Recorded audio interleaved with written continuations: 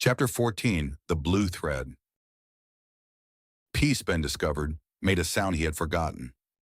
It was 3 days since the long bells, and the warren had begun, cautiously, the way a burn patient tests a healed hand, to be loud again. Kits raced the sleeping shelves at hours Granny Sorrel had specifically outlawed. Harl's dockside bucks had gone home with honor and a tenth of the boar rat's smoked meat, and had already sent back underworld post, hand to hand through 6 junctions. A knotted cord that Mara read with her thumbs and would not translate, except to say that dockside owed what dockside owed, and that Harl had named a grandson 2 days ago, and the name was Ben. The warren had laughed itself sick over that. Ben had gone very quiet and cleaned his needles twice, and nobody, mercifully, had said anything about the state of his ears, which were burning. The freed 11 ate at the common fire now, instead of against the wall. Small victories charted daily.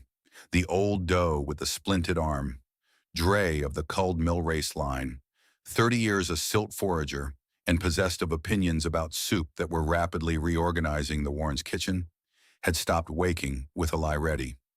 2 of the 11 were not ratkin at all, but kobolds, a mated pair of scale folk from some line even the elders didn't know, who spoke little cant, kept their kit clutch of 2 between them at all times, and watched Ben with unblinking golden eyes whenever he worked the sick row.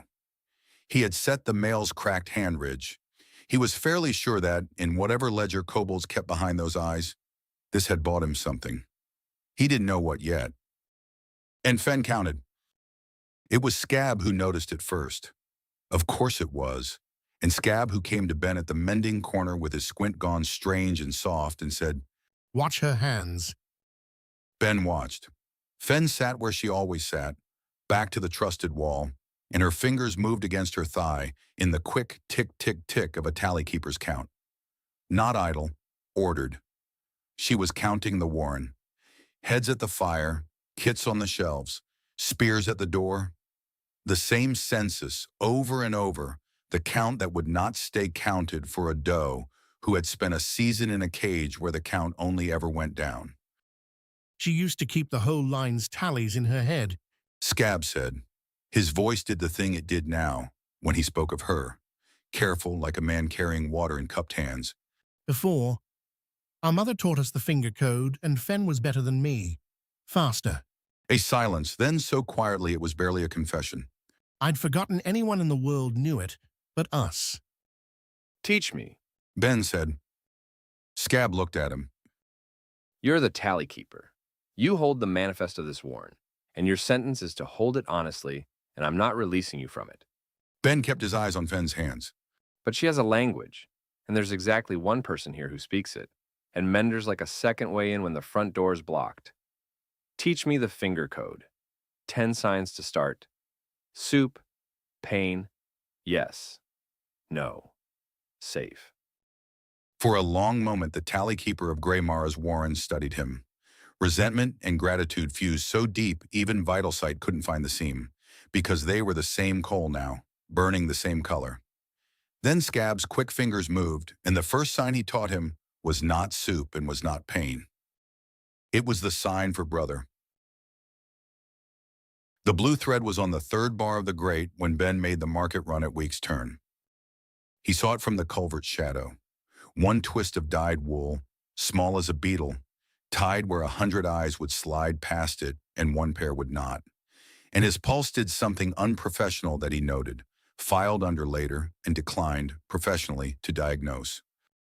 He came back at closing bell. The great market at closing was a different animal. Stalls folding, lanterns dying 2 at a time, the high side crowd thinning to sweeps and stragglers, the deep side going quiet as held breath. Sarah's stall lamp burned steady at the row's end, and she was grinding something that needed no grinding, and Ben stood in the dark below the bars and said, Nice thread. It's from a scarf I hated. The pestle kept its rhythm. Up close, by lamplight, there were shadows under her eyes with 3 late nights in them. You'll want to not talk for a while. I did a foolish amount of listening this week, and if I stop, I'll notice how foolish. Ben held his peace. Above him, the apprentice of Voss and Marl ground nothing at all and told him about the bird. No one says the name. That's the first thing you learn on the row, before you learn where the privy is. There are 4 great houses that hold the city's paper, and 3 of them you flatter, and 1 of them you do not discuss, and its crest is a bird with a key. Clerks call it the key when they're drunk, which is the only time they call it anything. Grind, grind. It holds the Catcher's Guild charter. It holds my guild's charter. It holds the tallow render licenses. All of them mender the whole row of that trade, which I did not know until Tuesday, and have been drinking about since.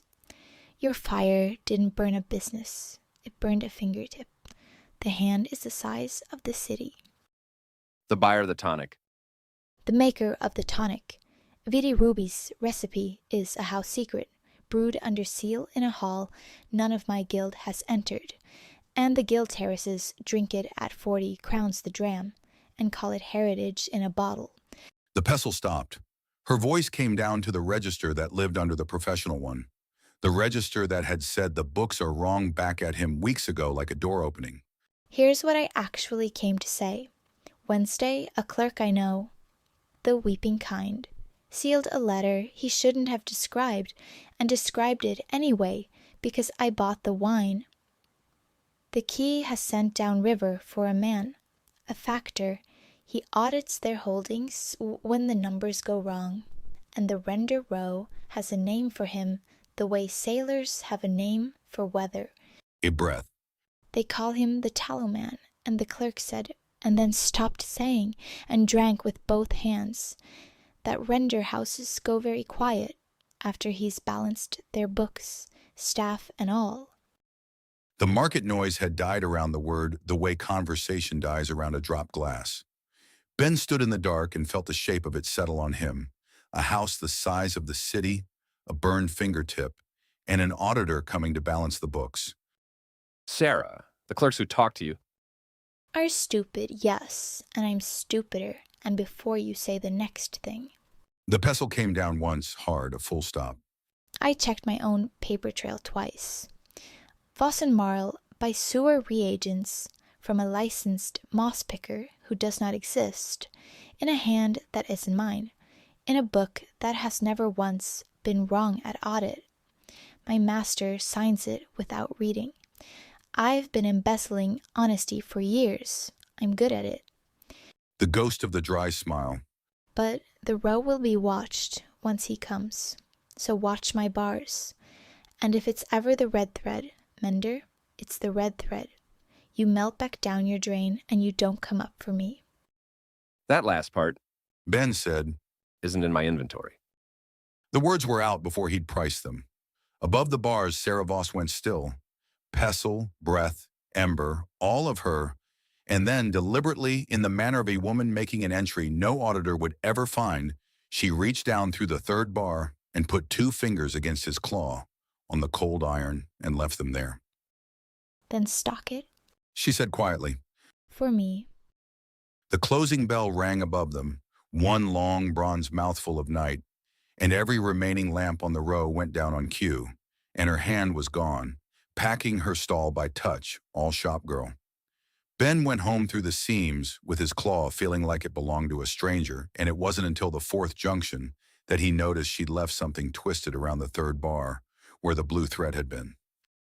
The blue thread itself, retired from service. He kept it. Obviously, he kept it. A house that owns the guild that owns the catchers. Mara said. An auditor who quiets whole render rows. And 2 days ago you told its postman we weren't for sale. She turned the tallow token over in her paw once. You do collect the finest enemies, Mender. Most bucks bring home fleas. The council fire had burned to the low hour. Around Ott's map, Mara, Ben, Rill, Tusk, Granny Sorrel, and, for the first time, seated with the manifest board across his knees like a shield he was learning to be worthy of. Scab, Purge weeks closed. Rill said.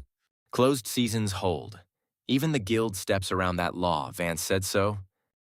The guild does. The house doesn't send catchers. Ben laid it out the way he'd have given report. Flat, complete, no anesthetic. Catchers chalk. catcher's muster and buy wire and file bounty slips, and every step of that machine makes noise we've learned to hear. Vance told me the truth at the rope walk. I just heard it too slowly. The only thing that stirs a house like that is an item it can't name. It doesn't want tails. It wants me, alive and priced, and it wants its ledger back, and it has sent for a man whose entire profession is making problems balance. He looked around the fire. And this warrant is a known number. Scab's maps are topside. The agent walked our approaches for a season. We beat the machine because the machine was loud. What's coming is quiet. The fire cracked. Granny Sorrel, who had been still so long she might have been asleep, spoke from inside her shawl without opening her eyes. Twice in my life I've heard the elders say the words "the Warren moves." She said, Both times we waited a week too long, and the week cost more than the moving.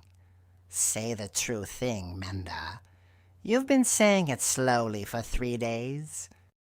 Ben looked at the map, at the blue moss run, the rope walk, the boneway, every line of home inked in a dead doe's careful hand, and said the true thing. We can't hold this ground. Not against what's coming. We need walls one small army can hold, water we own, a door that can be shut, and nothing on any map that's ever been sold. He spread his empty hands. Which is a prayer, not a plan, I know. Places like that don't. They do. The voice came from the shadows past the fire, where a small person who had unquestionably been sent to bed was unquestionably not in it.